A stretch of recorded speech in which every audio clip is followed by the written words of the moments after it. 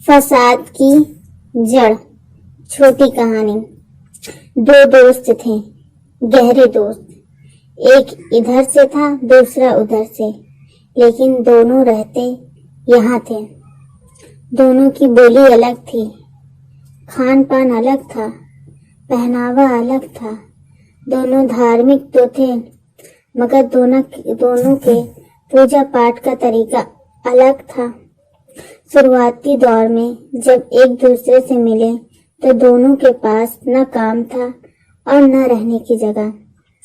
किस्मत ने दोनों को मिलाया और फिर दोनों ने तय किया कि अगर मिलकर मुश्किल दिनों का सामना करेंगे तो जल्दी कामयाबी मिलेगी। फिर क्या था, कमरा एक हुआ, बिस्तर एक हुआ, स्वभाव अलग थे पर मन एक हुआ। दोनों को मतलब नहीं था एक दूसरे के पहनावे, खाने, बोलने, रहने, यहाँ तक कि पूजा पाठ के तरीकों से। दोनों अपनी अपनी भाषा में ही बोलते थे, लेकिन समझ दोनों को आ जाती थी। कभी भाव समझने में इन्हें दिक्कत नहीं हुई और न कभी ध्यान ही दिया दोनों ने इन बातों पर। भूख लगती थी, जुगाड़ से खाना मिलता था और जुगाड़ से मिले खाने का स्वाद एक जैसा ही होता है। फिर चावल रोटी, तरकारी रोटी कुछ नजर नहीं आता। उपवास भरे पेट वाले रखते हैं, भूखों को तो जब जो मिल जाए उसी से अपनी भूख मिटा लेते हैं। खैर ये सिलसिला महीनों सालों चलता रहा। कभी कोई एक कमाता तो दूसरे का पेट भरता, कभी दूसरा कमाता तो पहले का। जो भी था अच्छे से कट रही थी दोनों की संगत। देखते देखते दोनों की किस्मत चमकी।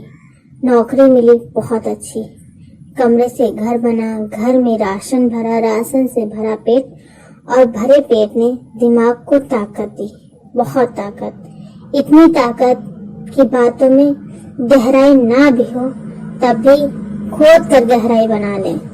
मगर इस ताकत का असर इनकी दोस्ती पर नहीं पड़ा था।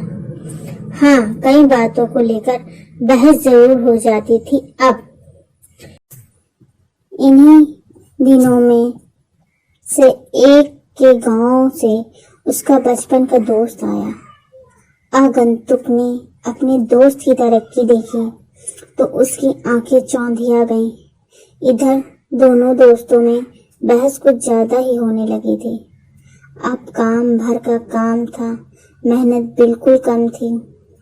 समय ज्यादा मिलता था ये सोचने के लिए कि सामने वाले के विचार मुझसे अलग हैं। आगंतुक दोस्त की इन सब बातों का पैनी नजर बनी हुई थी। एक दिन मौका पाकर आगंतुक दोस्त ने अपने दोस्त से कहा, तरक्की तो खूब कर ली यार तुमने। मेरी अकेले की नहीं, उसकी भी मेहनत है। अरे छोड़ो, उनकी जात ही हरामखोरों वाली है। भाषा देखिए उनकी, बिल्कुल गंवारों वाली। उनके रहन सहन से पता लग जाता है कि कितनी मेहनत करने वाले हैं वो लोग। तुम हमारी मिट्टी का बीज हो, जहाँ जाओगे अपने संघर्ष से विशाल पेड़ बन जाओगे।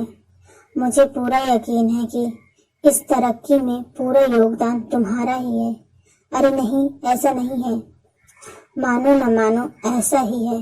और हिम्मत तो देखो उसकी, तुम्हारे घर में रहता है, तुम्हारा खाता है, लेकिन भाषा अपनी बोलता है, जबकि उसे तुम्हारे हिसाब से रहना चाहिए।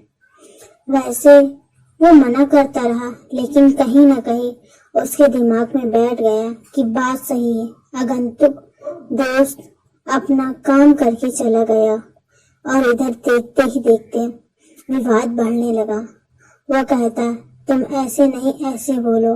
वो कहता, तुम ये नहीं वो खाओ जो तुम्हारे यहाँ प्रसिद्ध है, ये पहनो, ऐसे रहो।